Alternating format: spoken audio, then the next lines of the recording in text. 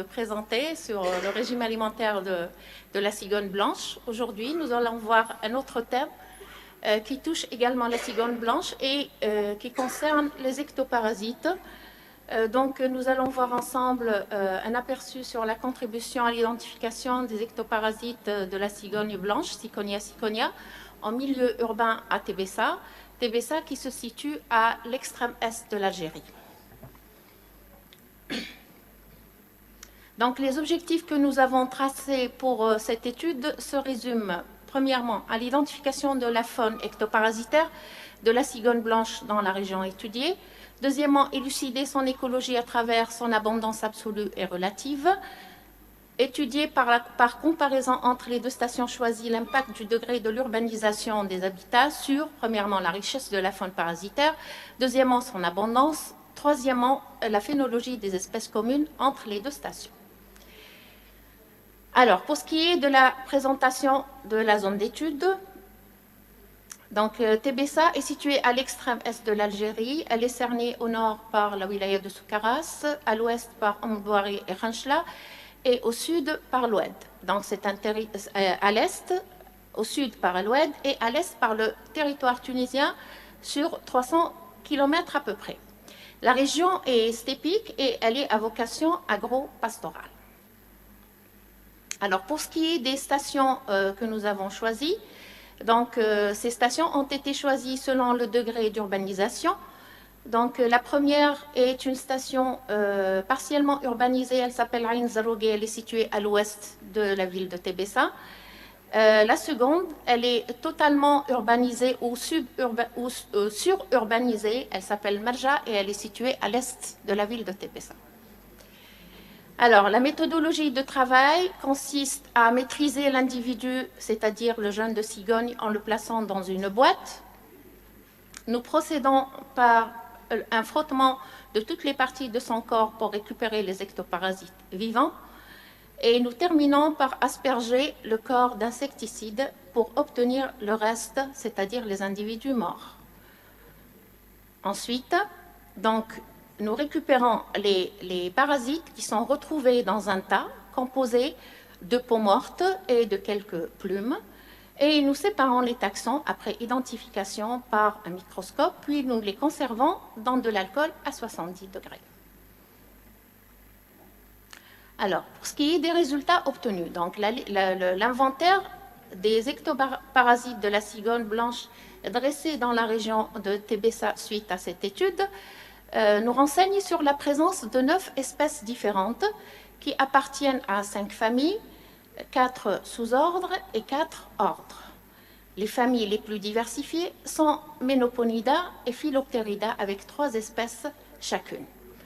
Pour ce qui est de l'étude de l'abondance de la faune des ectoparasites de la cigogne blanche, en ce qui concerne l'abondance des ordres, donc nous avons constaté qu'avec 91%, les Phtyraptera sont dominants, et par contre, les autres ordres sont faiblement représentés. En ce qui concerne l'abondance relative des familles, donc nous avons remarqué que Ménoponida et Phylopterida sont abondantes de façon égale, alors, avec un léger avantage de la famille Ménoponida, avec 48% contre 43% pour Phylopterida. Concernant l'abondance et l'abondance relative des espèces d'ectoparasites échantillonnées, donc nous avons constaté que les espèces n'avaient pas la même valeur. Donc 3 espèces émergées du lot, il s'agit de Ardeicola sp, de Colpocephalum sp et de Colpocephalum zebra. Donc Ardeicola sp a été capturé. Nous avons capturé 78 individus d'Ardeicola sp, représentant 29,54% du total de l'échantillon.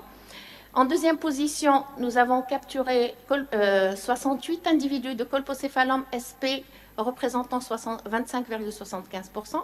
Et en troisième position, nous avons capturé Colpocephalum zebra, 51 espèces de Colpocephalum zebra, représentant 19,31%. Les autres individus, les autres espèces sont très faiblement représentées. En ce qui concerne l'étude de comparaison de la faune des ectoparasites de la cigogne blanche dans les stations choisies pour cette étude, à première vue, nous constatons que la station El Merja est plus riche que la station de Ain Zarouk, puisque nous avons capturé 7 espèces dans cette station contre 4 espèces dans la station de Ain Zarouk.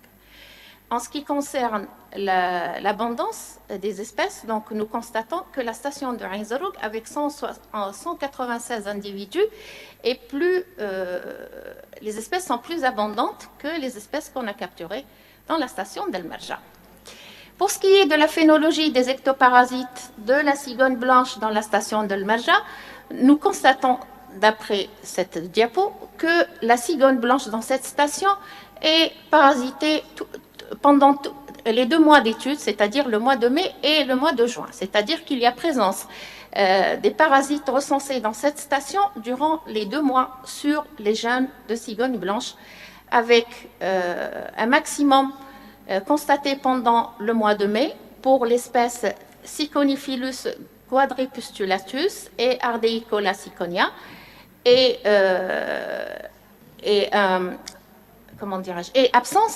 absence de l'espèce Ardeicola sp pendant le mois de juin.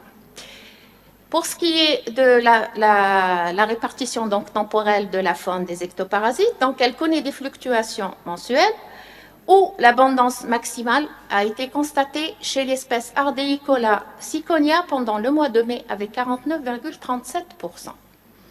Concernant la station de Ain Zarouk, donc on remarque le même phénomène dans cette station, donc où la cigogne blanche est parasitée pendant les 3 mois d'études, c'est-à-dire avril, mai, juin, à l'exception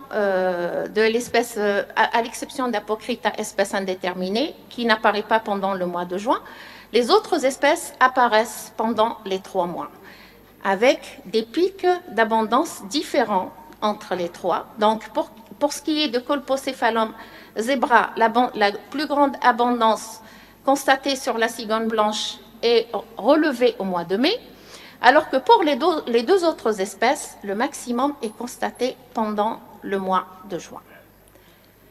Donc là aussi, il y a présence de fluctuations mensuelles dans l'abondance des espèces de cette station. Alors pour conclure, ce que nous pouvons dire, c'est que la faune des ectoparasites de la cigogne blanche recensée dans la région de Tébessa est exclusivement entomologique, qu'elle est composée de 9 espèces réparties sur 5 familles, 4 sous-ordres et 4 ordres, dominés par l'ordre Phtyraptera et par les familles Menoponida et Philopterida, que les espèces Ardeicola sp, Colpocephalum sp, Colpocephalum zebra sont les espèces les plus importantes, et que la faune est plus abondante à Ain Zarouk, mais plus diversifiée à El Merja.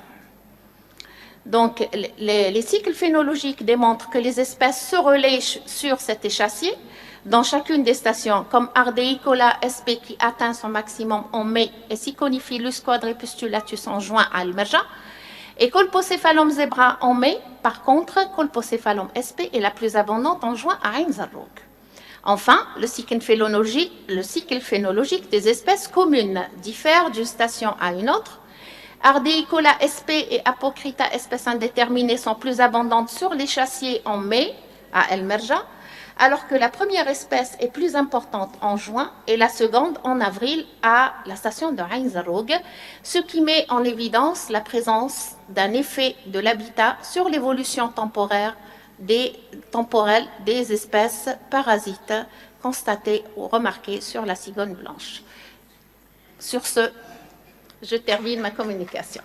Voilà. Merci, madame.